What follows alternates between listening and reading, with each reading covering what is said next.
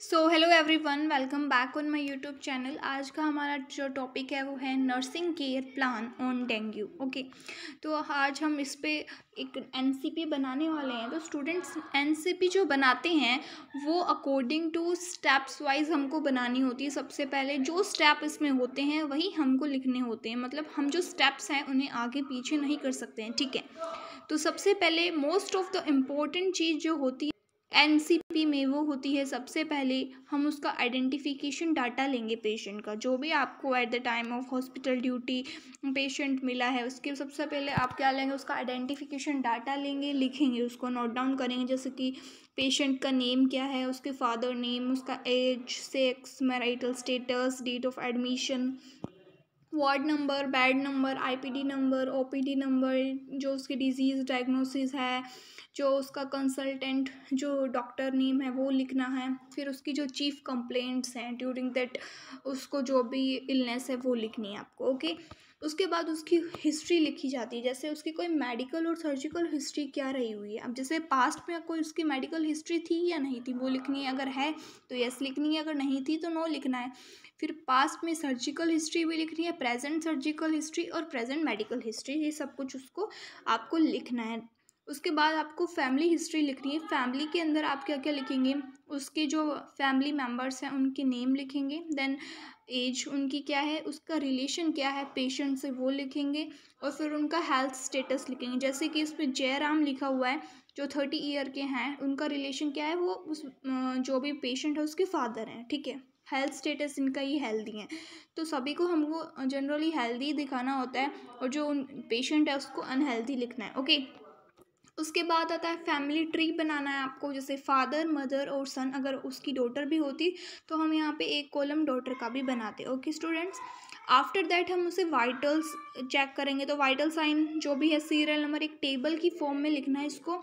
और आपको अगर एनसीपी अपने अट्रैक्टिव बनानी है, क्योंकि प्रैक्टिकल के टाइम पर आपको मोस्ट इम्पोर्टेंट होता है कि आपकी जो फाइल है वो बहुत ज़्यादा अट्रैक्टिव भी लगे और सिंपल हो, ताकि आपको क्या है, कोई परेशानी ना आए उसमें, ठीक है स्टूडेंट्स। तो आप उसमें सबसे पहले उसके वाइटल्स लिखेंगे, दैन नॉर्मल वैल्यू उसकी क्या है वाइटल्स की, और जो हम आपने चेक किया पेशेंट का वो लिखना है आपको, ठीक है। उसके बाद रिमार्क्स लिख देने हैं आपको, ठीक है।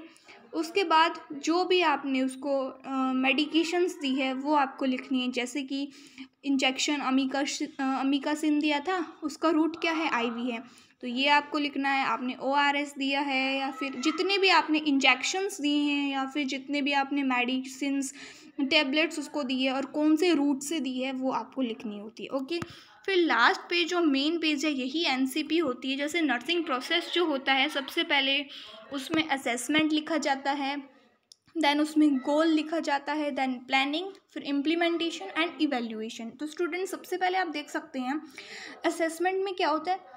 असेसमेंट में हम असेस करते हैं जो पेशेंट है उसका डाटा। दो टाइप के डाटा होंगे, एक सब्जेक्टिव डाटा होता है, एक ऑब्जेक्टिव डाटा होता है। जो सब्जेक्टिव डाटा होता है वो पेशेंट खुद बताता है, और जो ऑब्जेक्टिव डाटा होता है, ऑब्जेक्टिव जो हम खुद ऑब्जर्व करते हैं उसका, ठीक है, उसे ऑब्जेक्टिव डाटा कहते हैं। अब देखो स्टूडेंट्स, सबसे पहले अगर हम बात करें तो यहाँ पे लिखा हुआ है सब्जेक्टिव डाटा।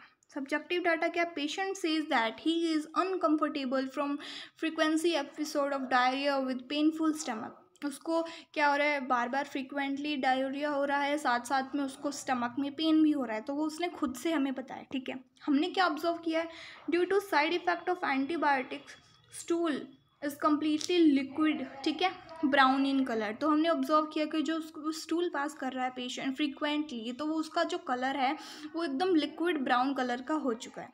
तो ये असेसमेंट लिख दिया। हम डायग्नोसिस क्या हुआ है, डायग्नोसिस में हमें पता चला है कि increase body temperature due to dengue flu. Okay students, after that हमारा जो मेन गोल है वो क्या है, तो हमारा जो गोल है वो हमें क्या करना है, रिड्यूस लूज मोशन एंड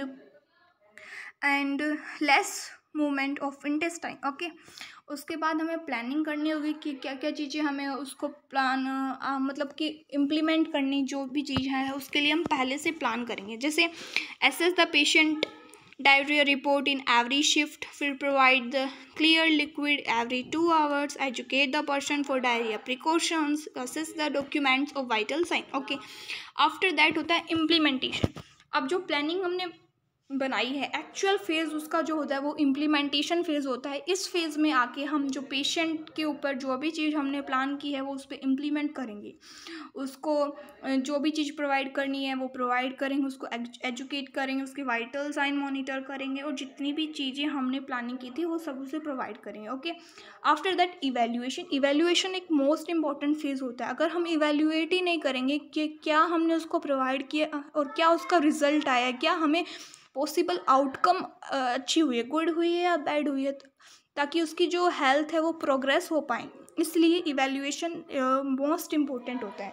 तो अब हम जनरली जितनी भी एनसीपी बनाते हैं उसमें पेशेंट का जो स्टेटस है वो हेल्दी दिखाते हैं आखिर में। तो इवैल्यूएशन में लिखा है patient is pampered and now well nourished and now he is healthy.